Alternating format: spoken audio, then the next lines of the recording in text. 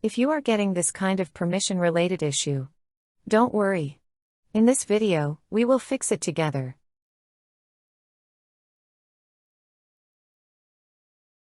First of all, right-click on the folder and go to Properties.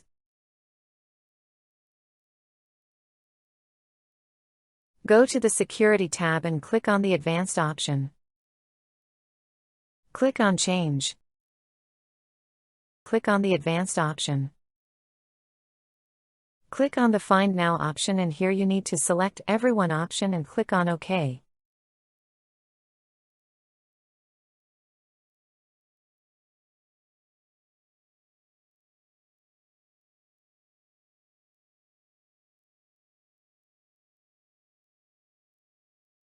If this fixed the issue, then congratulations. But in my case it did not fix. So now again right-click and go to Properties. Go to the Security tab and click on the Edit option.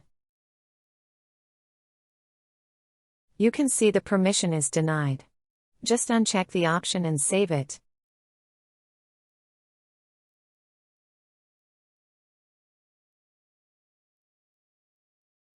Now you can see the folder is opening.